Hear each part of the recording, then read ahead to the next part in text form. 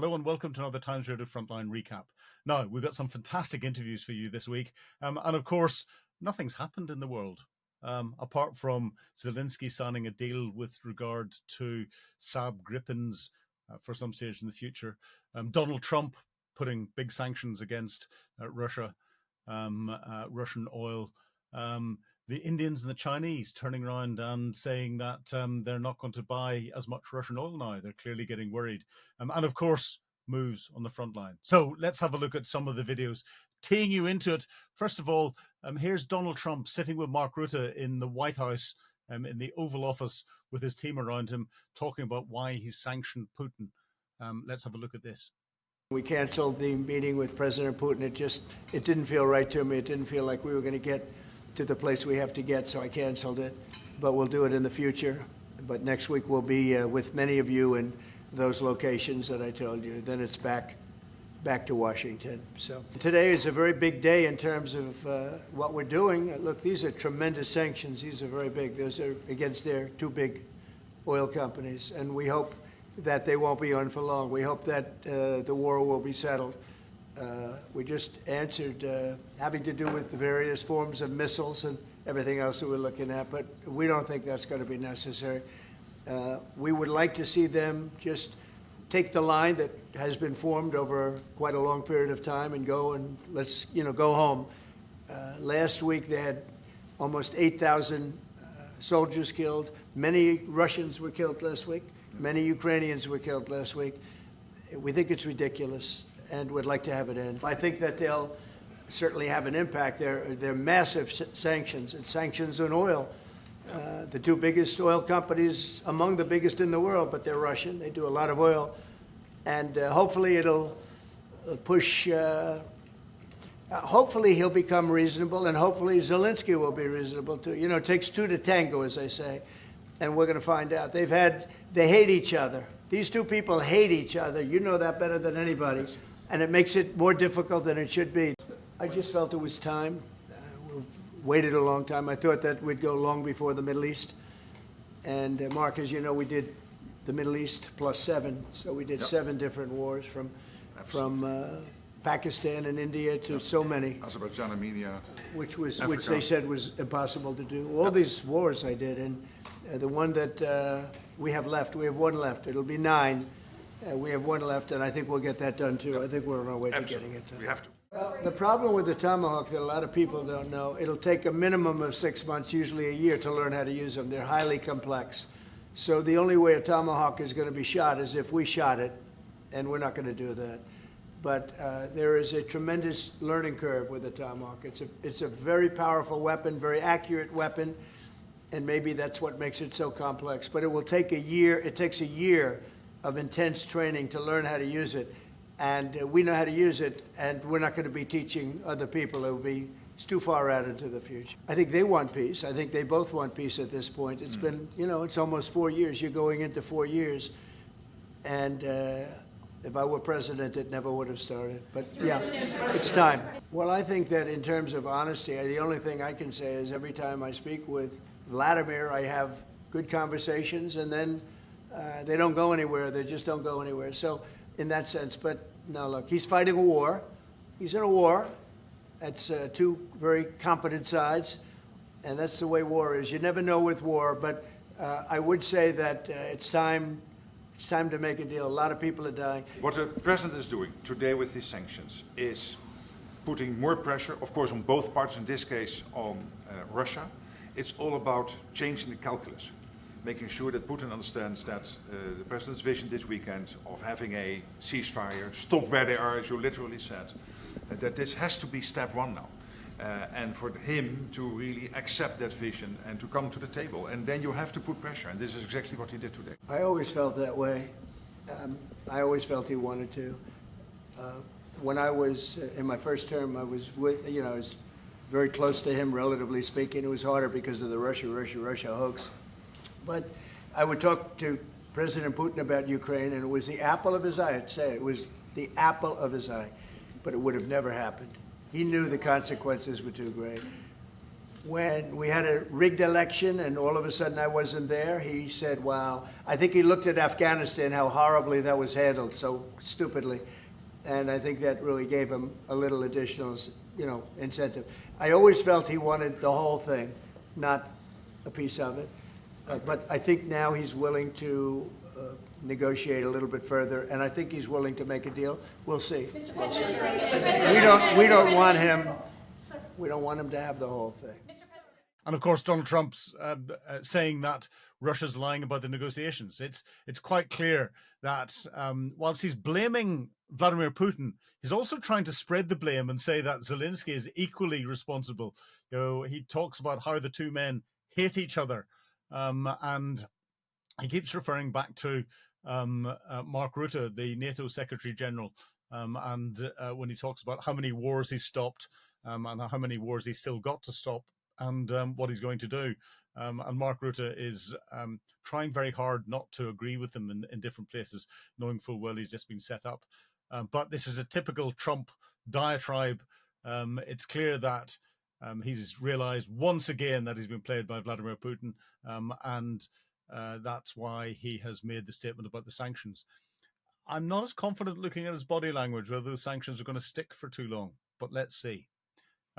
Next video that we should have a quick look at is Putin's response to what Donald Trump has said with his sanctions. Let's have a look at this here.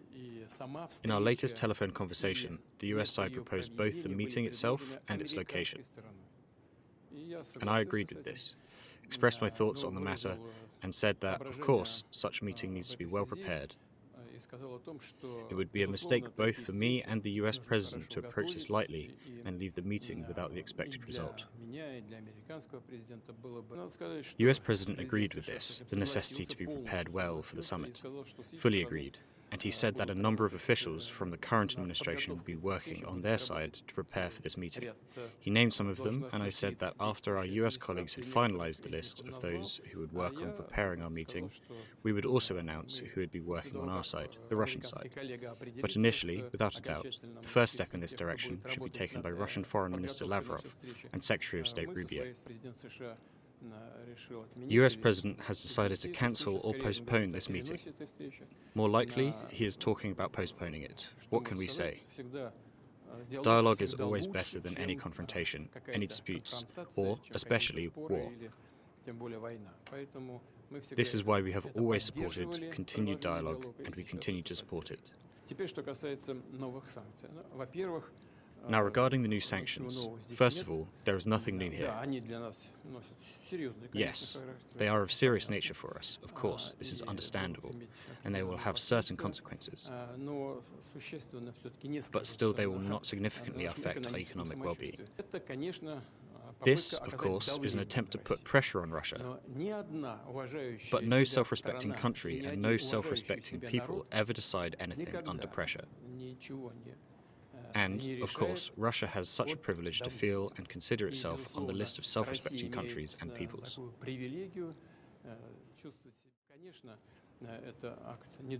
Of course, this is an unfriendly act towards Russia. This is an obvious thing, and it does not strengthen Russian-American relations, which have just begun to recover.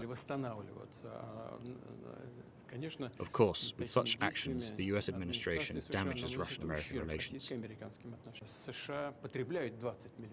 The US consumes 20 million barrels of oil. They sell something and buy even more, mainly in Canada. So they produce 13.5 million barrels and consume 20 million barrels. But the Russian Federation and Saudi Arabia sell more. Saudi Arabia sells about 9 million tons to foreign markets, Russian Federation 7.5. So our contribution to the global energy balance is very significant, very. And now this balance has been created, in general, both in the interest of consumers and in the interest of producers. Breaking this balance is a very ungrateful job, including for those who are trying to do it. Sure, it is possible to replace some part of Russian oil exports. Of course, not all of it. This is impossible. But some part of Russian oil and petroleum products, to replace it on the world market. But firstly, it takes time, and secondly, it requires large investments. It is not possible to sharply increase global oil production at the moment.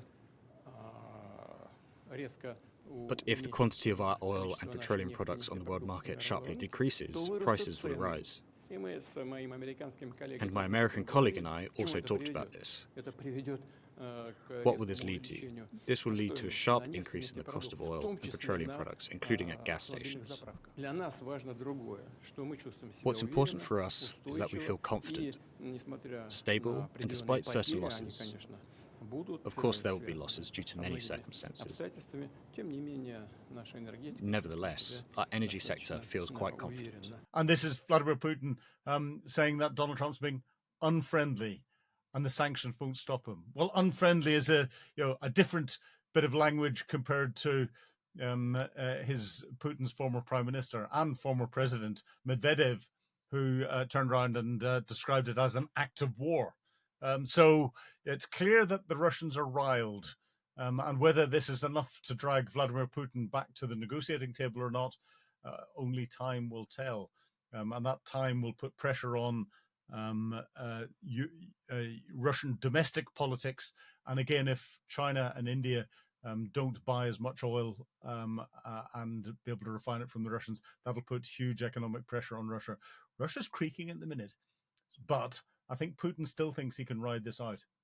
Our third little video is happening as I'm recording this. It's just been earlier today when it's the UK Prime Minister Keir Starmer and President Zelensky of Ukraine sitting and discussing support for more long-range strikes. Let's have a look at this here. Vladimir, it's really good to be able to welcome you here in Downing Street again for a really important meeting between the two of us, bilaterally, but also for the Coalition of the Willing.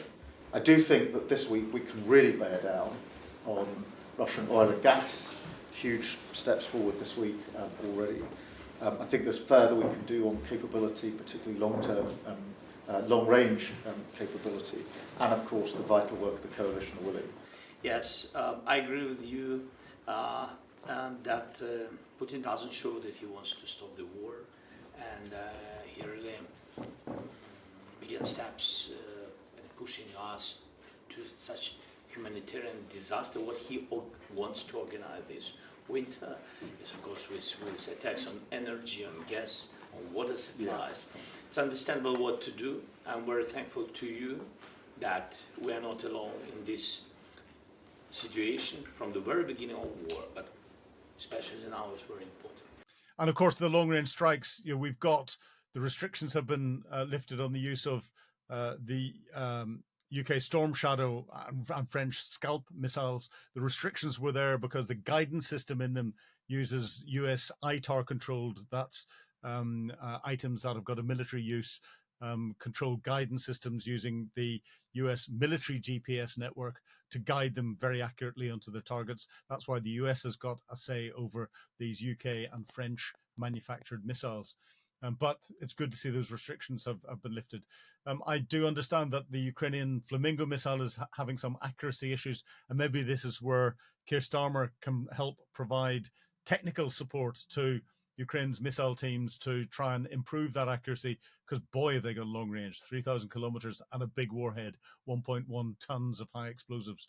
If they can do that, that will effectively make Scalp, Storm Shadow, Tomahawk, Taurus, a lesser issue as it comes in the future. And of course, Keir Starmer may be trying to suggest that he's putting pressure on Chancellor Merz of Germany to provide the Taurus longer range missile.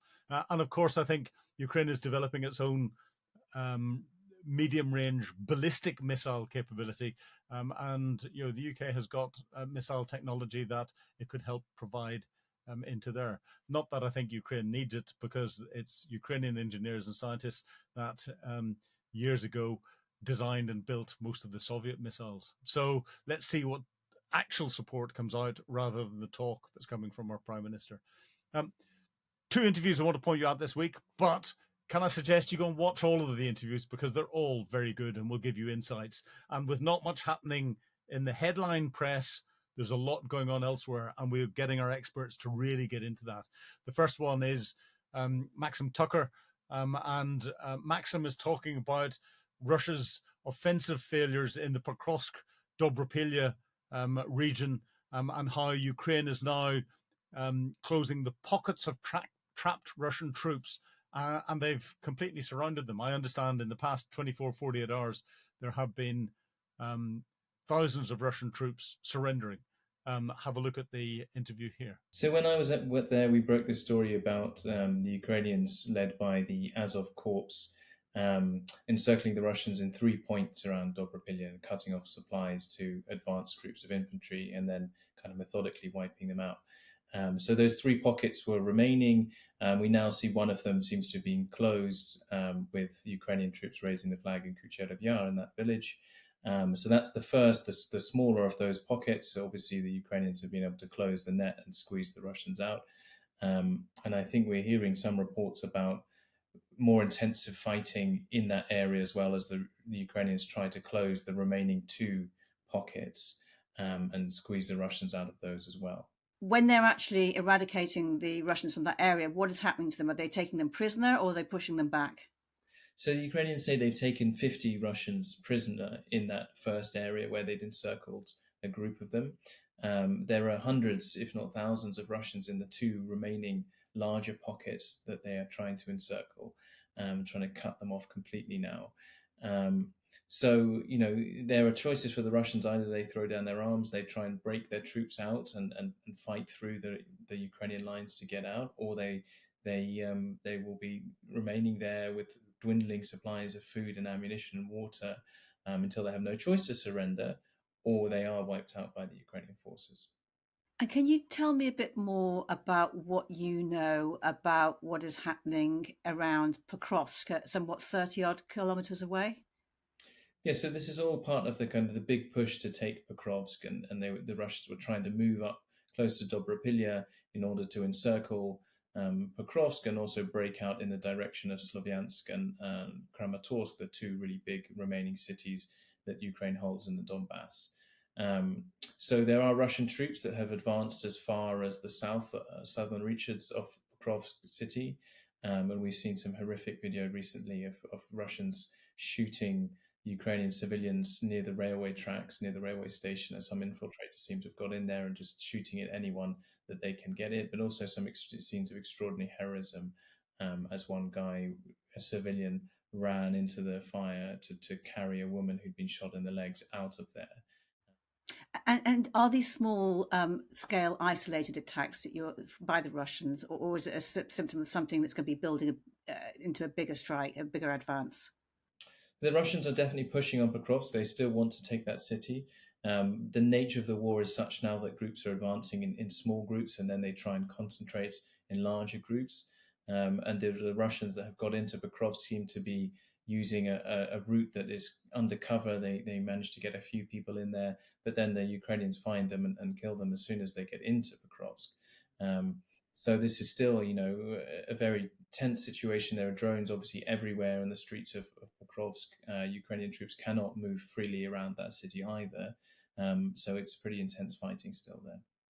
And away from the front lines, the civilians are feeling the brunt of Russia's long-range strikes cutting off power. Kyiv has been targeted, Sumy as well, I believe. Where else is feeling the brunt?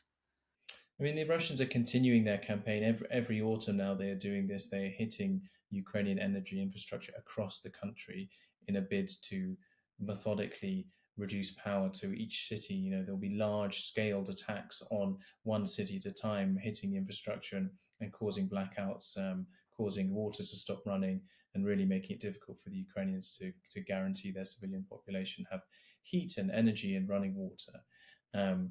This is something that Ukrainians should have been prepared for, but they are running out of air defense missiles, particularly with these massive attacks now. We see hundreds of Shahed drones used in tandem with ballistic missiles, which are really difficult to stop. And that is why Ukraine has been asking again and again for more Patriot missiles from the US Trump administration.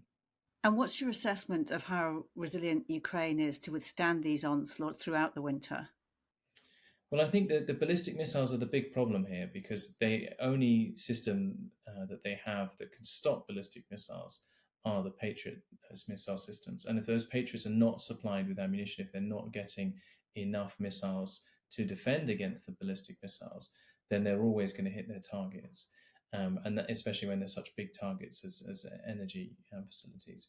So that is the thing that Ukraine is struggling with. The second factor is these huge waves of Sharheads, which are overwhelmed defenses. The Ukrainians are developing their own defenses against that. They've got quite good interceptors, which are shooting down, bringing down, like flying up and intercepting, bringing down the Russian Sharheads. But it's going to be very, very difficult winter, I think, this one. They don't have the same degree of support that they could count on from the US before. And really, those Patriots and those NASAM missiles are absolutely vital for their defense of their cities. How, I mean, you have the benefit of getting the perspective from both inside and outside Ukraine. How do you see the state now of the diplomatic battlefield? Is it as stuck as the ground war? Well, it's an interesting forum, isn't it? The diplomatic battlefield. I mean, you kind of get whiplash this week looking at what the US administration has been doing, how Donald Trump changes his mind. One minute he's having a call with Putin and he's on board with the Russian plan to take over the whole of Donbass, shouting at Zelensky, and the next minute he's implementing sanctions. So it's really difficult to figure out what's going on there.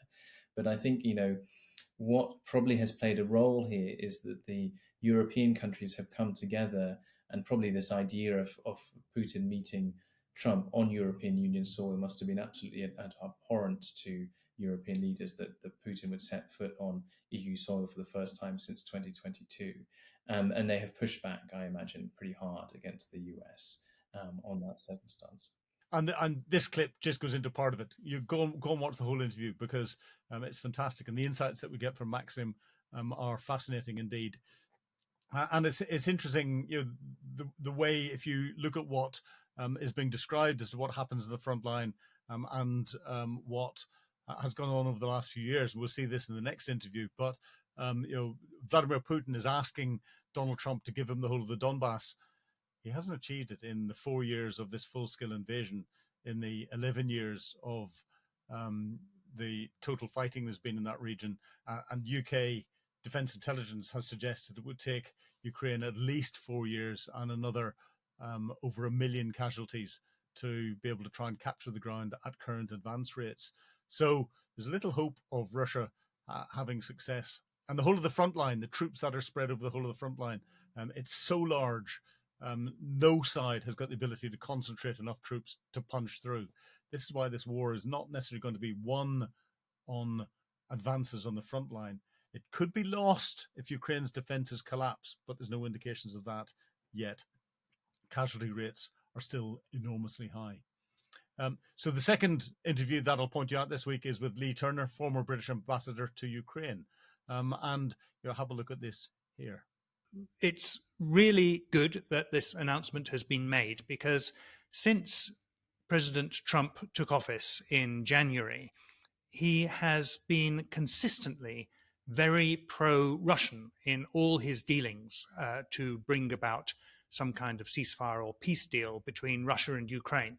And although President Trump has on many occasions, I think 5 or 6 occasions over the last 9 months, said that he will punish Russia if Russia doesn't agree to a ceasefire or doesn't agree to what he calls a deal to stop the war, Trump, will punish Russia. He's said this on numerous occasions, and each time the deadline has whooshed by and nothing has happened. And it's a sort of axiom amongst those of us who take a bit of an interest in this war that Russia will never start negotiating unless they feel immense pressure. And that pressure could be military pressure or it could be economic and political pressure.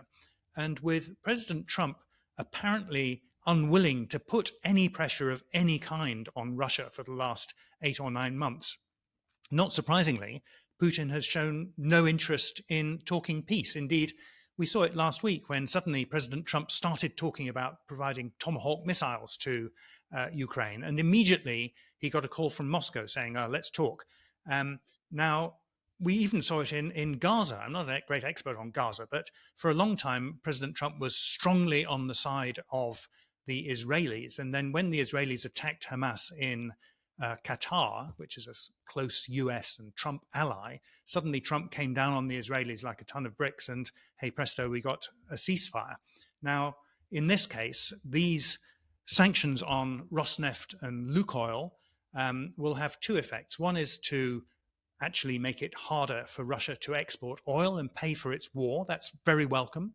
And the second thing is it sends an important political signal, because it's the first time that President Trump has really done anything to make life a bit harder for President Putin. And I think that's quite an important signal. And I'm quite pleased to see that. But until we see whether this is the start of a number of other similar measures, I won't get too excited. Yes, exactly. And that is the point, isn't it? Because according to some analysts, this isn't the mighty, long-awaited leverage yet. It goes nowhere near that stalled sanctions bill proposed by Richard Blumenthal and Lindsey Graham. And if you look at the small print, commentators like Phillips O'Brien are saying it sanctions US firms and US individuals at the moment, with the oil companies offering some, foreign oil companies offered some protection for at least 4 weeks. So we're talking about Chinese, Indian, Turkish actually offered some protection for the moment. So, and again, if you look at what Donald Trump actually says, he says he hopes it's not going to last for long. Yes, quite. I mean, that's not very encouraging, is it? We've seen Donald Trump really meandering all over the place in his policy on Russia-Ukraine. Sometimes he makes occasional pro-Ukrainian comments. Most of the time, his comments are strongly pro-Russian. And at the end of last week, he apparently, when he met President Zelensky in Washington, was putting enormous pressure on Zelensky to accept a Russian proposal that Ukraine should give up great swathes of Donetsk and other provinces, but particularly Donetsk, that Russia has been unable to conquer in 11 years of war. Absolutely dismaying. And then suddenly he has come back with this this announcement of these sanctions on 2 Russian oil companies, which are helpful so far as they go.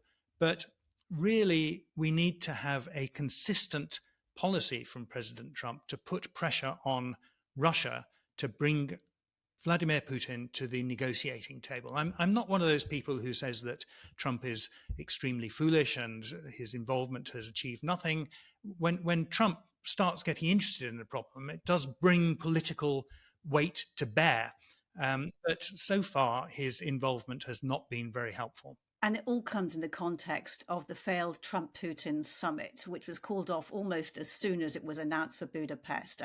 How can this vicious cycle actually be broken? That of talks, no concessions by Russia, followed by a doubling down of attacks. Yeah, I think the collapse of this planned summit between Putin and Trump in Budapest is actually great news. And it's the result of some good diplomacy, actually, by the Europeans who have been putting great pressure on Washington and going over there and explaining the situation. There often seems to be a sense that President Trump is very much influenced by the last person he spoke to. And we've seen Mr. Rutte, the NATO General Secretary, go over to Washington, and all of a sudden President Trump has become a bit more pro-Ukrainian. But I think until we get consistent pressure on Russia, we're just not going to see any end to this war, because Putin believes his own propaganda. This is a very dangerous thing for any authoritarian leader. I mean, it happens in democracies too, that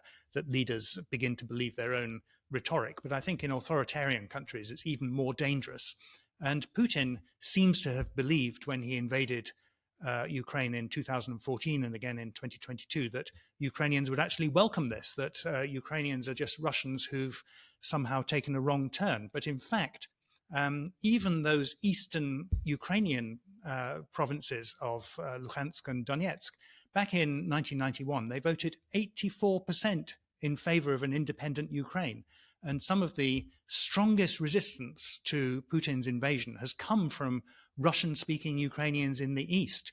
We must never confuse the language that somebody speaks with their nationality. And Russian-speaking Ukrainians are no more Russians than English-speaking Irish people are English. It's an absolute nonsense. And in this clip, Lee turns around and talks about what support is now needed to try and halt Putin and Putin's advances. But he goes into the detail about how the Russians are just not in a position to exploit what on paper they should be able to do quite easily, and have much greater military might than the Ukrainians. Of course, the Ukrainians are in defensive mode at the moment. Defenders have got a much better position than the attackers. Doctrinally, from an attacker's perspective, you want to outnumber the defenders by at least 3-1, and that includes outdo them with firepower. The firepower that is coming in against the Ukrainians, a lot of it is coming from the Russian Air Force, the VKS, with glide bombs that are having devastating effects on our trench positions. But Lee goes into an awful lot more detail about the fact that Putin's troops are not really in a position to exploit any advances that they make, and the Ukrainians realize that and can cut them off quite quickly, and to stop any move forward. The front line's effectively a stalemate. Now, we described that in a number of the other interviews that there have been this week. So don't just watch the clips of these two. Go away and watch all the rest of them, because I highly recommend them. And again, if you've got any comments, if you've got any requests, put them below, and we can deal with those in our Q&A and our comments next week. And the production team, and Louis, who's sitting in the background here, and Laura, of course, will sit and look at those and see if we can get people on to answer your questions if we can't do it ourselves. But thank you for watching this week, and please sign up for Times Radio membership if you want exclusive access and early access, and to be able to get your comments and points answered. And of course, you can get us on your favorite podcast channel now by just searching for Times Radio Frontline. Thank you. Goodbye.